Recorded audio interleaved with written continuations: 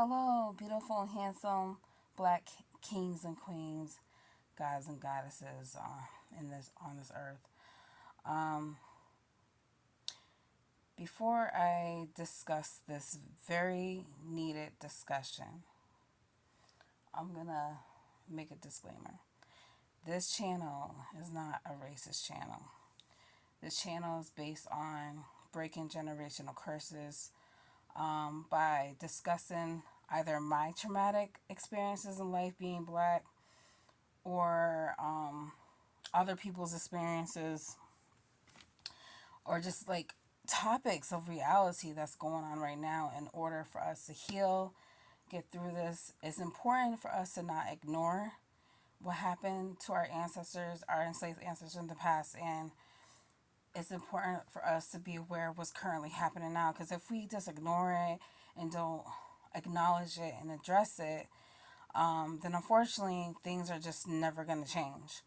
But the more we address these situations. Some people may say, "Oh, let it go. That's the past. That has nothing to do with you." Yes, it does because that's part of our heritage. It's part of our roots. Um, this is like it's I'm not. I don't hate other races, especially the white race. It's just that I dislike a lot of the things that has been done that they do. But I do honestly still believe that there are some good white people out there. Okay. Um, and another thing, I just want us to learn that we are beautiful and handsome and we are strong and we are gifts from God. We are blessings from God. There's nothing to be ashamed about being black. There's nothing to be embarrassed about. Doesn't matter what your features look like. Doesn't matter what your skin tone looks like. Doesn't matter what your hair looks like. The more you learn to love yourself, take care of yourself, and reach out to resources or just search engines like social media platforms to learn how to take better care of your hair, your skin that's natural, the more you're just gonna realize like being black is the most beautiful thing you could ever be. And no shade to any other race, but we have the right to love ourselves. We have the right to have a platform where we're comfortable embracing ourselves. There's nothing wrong with that. So if anyone has a problem with that, then that goes to show that they're part of the problem. So they can have their own privilege over there. This is, and we are entitled to privilege as well, but it's just in the right way, okay, not an ignorant way, in a humble way type thing. And we deserve nothing but the best, okay, because we are people, we are humans, and we are living on this earth. And in order to heal, because like I said before in my previous video, trauma can be passed down from generation to generation, generations from our ancestors.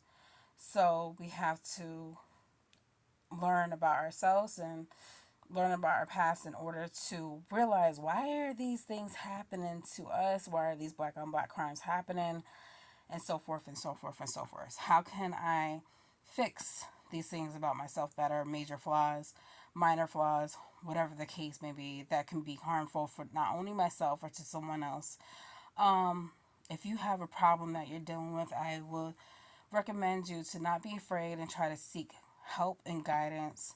Talk to someone that you can trust, to help get through what you're suffering from, whatever bad habit or whatever that it can be triggering to not only yourself but to others. If you have any anger issues, try to get help on that. If a person is like, if a person keeps asking you why you're mad and why you're mad, why you're mad, what made you mad, and just like not giving you really good tools to help you get through that, then that's not a good person to go to. If a person's able to help you learn how to identify your triggers and is empathetic enough to listen to you and give you good advice and not judge you and have sympathy, then I would recommend continuing to go to that person, especially if there's other people that can relate to your situation and there's positive role models that has been in your situation that got out of that situation. Another disclaimer I want to make is that I am not a professional psychiatrist, psychologist. I am not a doctor. I don't have any degrees in anything, but I do, hopefully in the future, we'll get one when the time is right. But this is a venting channel to address things that need to be addressed, to bring awareness not only to us as Black people, but to the world for people that are unaware. Black people don't talk about Black problems and get angry for no reason, okay? We go through things, okay? Our Black problems are serious. And we deserve to live a nice life, a good, nice life, and we should not be ashamed of that. Um, so I just wanted to say a few things in this video that's very important. Um, first let me start by this. I know a lot of people in the Black community that had traumatic experiences with churches, Black Christian churches. This is no shade. I'm just keeping it real, including myself, including someone that I personally know. You have to monitor your kids. If you're still going to church, you grew up in a church, monitor your kids. If you don't feel comfortable letting your kids go back there, they need to put cameras in the churches, like real talk. Honestly, I feel like, we shouldn't be going to these churches. Now that I know the truth. And also, I have spoken to a Black pastor, and I told her what I learned about the truth about the Bible, and she says she already knows. So if you already know, why are you and your husband, no offense, but why are you and your husband still preaching a lie? It's all about the coins. She didn't even want to hear what I had to say. Like, if you know about the Negro slave Bible, you know about the Bible's a lie. Why are you teaching a lie? Kind of shady to me, but she's a good person. Other than that, but hey, I don't know. I don't respect that. But if that's what she feels like she needs to do, then whatever. But that just goes to show, like, that's kind of alarming to me. And it makes me wonder, does anybody else know? How many people of the generation before me know this? Like, she's a lot older than me. And she knows my family. Anyways, this is not really what this video is about. I just wanted to address that. But this is the really important topic. I think I mentioned this before, but I'm not really sure. If a man, this is for the women out there, and I think men need to hear this too.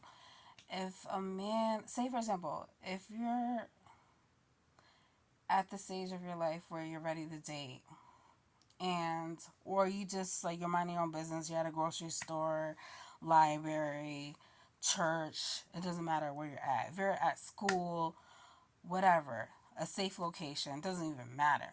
If you're just outside walking to your car, whatever, right?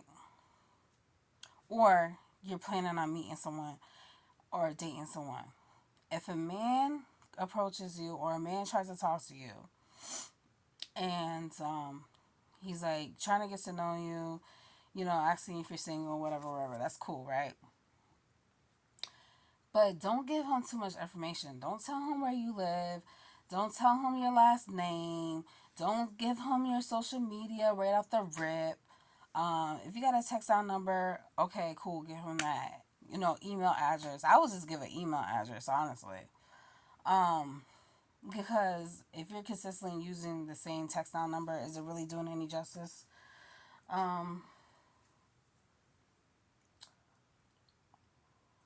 So there's a reason why I'm saying this, because a lot of times men will say, like say for example, if I was to say some man, no matter what his age is, okay, he could be 18, 21. Not saying that I'm gonna date an 18-year-old. I'm just saying like I'm just speaking to anyone right now, any age range right now. Um, if I'm telling a man like, hey, like I don't want to bring you to my crib, I wanna, like, I'm trying to take my time. I have trust issues. I wanna, gradually get to know you. I don't want to just rush into a situation. Um, I don't feel comfortable just bringing someone, even if you knew this person before and hung out with them before, but never personally hung out with them in your home.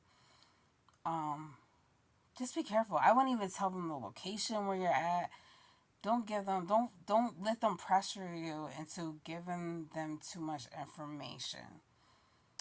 Um, the reason being is that a lot of times when you tell men this and you're setting boundaries for yourself, if a man has a problem with you not disclosing your personal information, and where you reside, that's a red flag.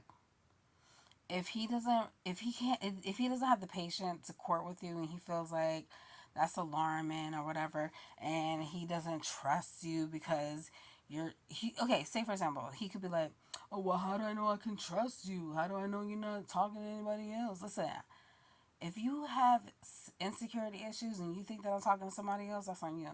I have no problem, getting to know you. When I feel comfortable enough, I'll give you my number. We can talk on the phone. If you don't feel like talking on the phone, that's whatever. We can just email each other. It's the same thing as texting. Okay, some people make excuses. I'm not really a talker. If he's not really a talker and he don't really want to get to know you, that's a red flag. Um, because no matter what the age, if a man wants to get to know you, he's gonna get to know you. Okay, if a man really respects you, he's gonna wait. Because the reason why I say you should court for like a year or two, I would say a year if you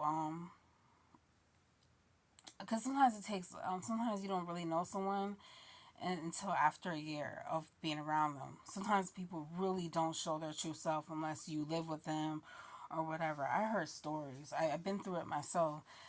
Honestly, I wouldn't even like bring the person around. I would just meet them in a public setting where there's people around, where you know that you don't have to worry about nothing. It could be like well, library you can't really talk. So I would just say like some public setting, like a restaurant, a park, um, the mall.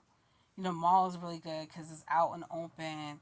There's places where you can eat at the mall, even if you're not even shopping.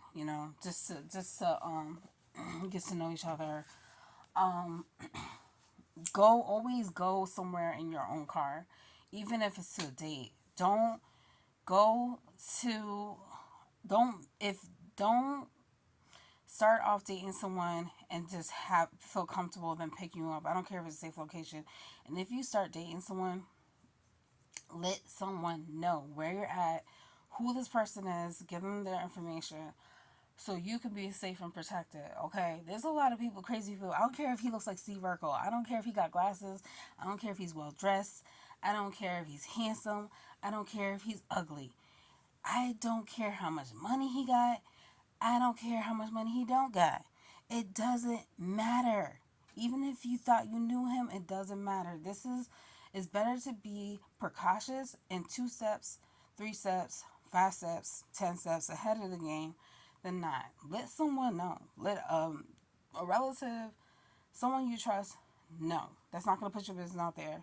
Your family member, parent, whoever, okay? Best friend, whoever. Let them see a picture. If you have a picture of them, show them the picture. If they're not trying to give you no pictures, that's a red flag. If they're asking you questions and you're asking the same questions, they don't want to answer it, that's a red flag. Um, so yeah, I will like meet them in a public setting um, for at least a year or half, whatever, before you let them until you feel comfortable enough to bring them into your home. Okay. If you have children, I wouldn't even let them know too much information about your children. Okay. I wouldn't even show them a picture. I would not don't bring a child around a man that you don't really know. I would say until probably like 2 years, So this, I know it sounds like a long time, but if anyone has a problem with that, then they're not meant for you, and that's on them. Um, Honestly, a lot of people say don't get married. I used to feel like that. It's just a piece of paper, but I feel like being married is a good, safe protection for you and your child if you're a single mom. Because, like, so if they really respect you and respect your values and you want to wait till marriage, then you don't have to, and you end up having kids with this man, you don't have to worry about them just walking out of your life and stuff like that. Because a good man is not going to play childish games, okay? And a good man will wait with you, okay? Believe it or not, there's men out there that will wait. So if any man has a problem with waiting, then oh well, tell him on to the next. Like if he feels like you're at your crib and you're doing whatever, that's on him. You don't gotta go out your way proving anything. Like, you know what I'm saying? If he don't trust you, that's on him. You say we could video chat. You know what I'm saying? We could video chat. We could talk on the phone if you got a problem. If you don't trust me, you know what I'm saying? I got no reason to hide, lie. You know what I'm saying? If another thing, there's a few things that I have to address in this video. That's very important. If a man has a problem with you working a full time shift and he's not contributing to your bills, that's a red flag. He's trying to control. Okay. You a grown ass man and you got a problem with the fact that I'm working and I'm trying to make ends meet and pay my bills. Like you want me to go broke and lose everything I got? Um if you're giving him and providing for him more than he's providing for you, red flag it.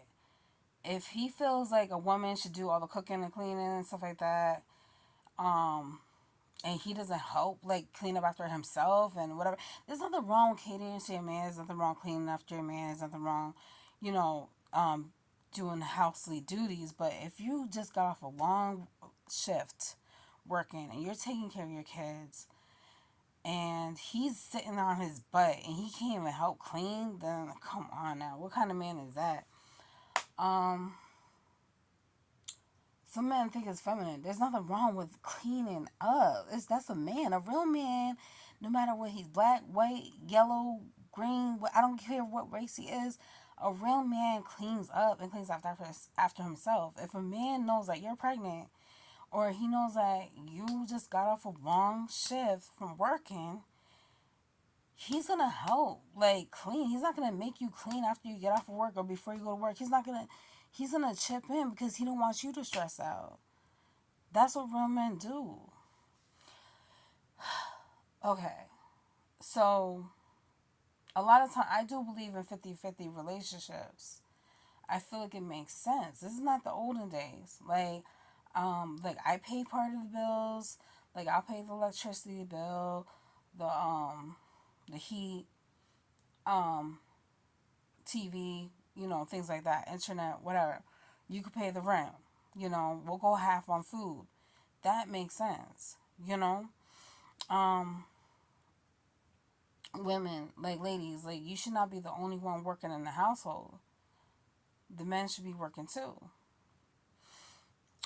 If he feels like he's obligated to sleep with you and do whatever, like come on out. Like let's be real. This ain't no free hotel, whatever, motel, hotel. Like this ain't what you think this is. Um, if a man, okay, so this is another thing that needs to be addressed. If I'm starting a new relationship, I always get checked before I start the new relationship. And then if I'm involved with someone, I get checked, like for STDs, stuff like that. Just show them, like, hey, I'm clean, I got nothing to hide. If they don't want to do the same thing, don't sleep with them.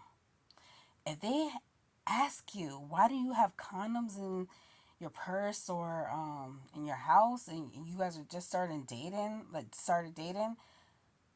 that's a red flag. Like, you got a problem with me wanting to protect myself? Like, and if they say, what, you got something to hide?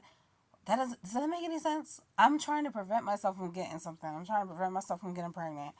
and you got a problem with me like having condoms, you're making assumptions like I'm sleeping around, like we don't even know each other like that. I can understand if we was in a long term relationship. I can understand if we was married and we didn't use condoms. That's a whole different situation. But if we just started dating, I wouldn't even, honestly, I'm at the point where I wouldn't even recommend getting intimately involved with a man without like getting married. It's for your own safety. Um, but I'm just saying, to those of you that don't believe in marriage, or to those of you that can't wait, um, or whatever the case may be, then like, don't let a man make you feel like you're not obligated and you shouldn't protect yourself and use condoms. There's ultra thin condoms out there. I think it's called Skims or something like that. That feels like the man's wearing nothing. I you know, I I I I just know this. So don't let them make excuses, man. I can't feel nothing when I got the skinny on, the jacket on. I like it better like this. If they take it off, they try to be sneaky. Like, come on, like these men think they're slick. Like, oh, you grown enough to make a baby, but you ain't grown enough to help take care of it. Like, make it make sense, bruh. Then you questioning the baby. Oh my God, these men are ridiculous. I want a part of me in this world. My father wasn't in my life, but I want to be a real man. I want to be a father in my child's life. But then you doing the same thing.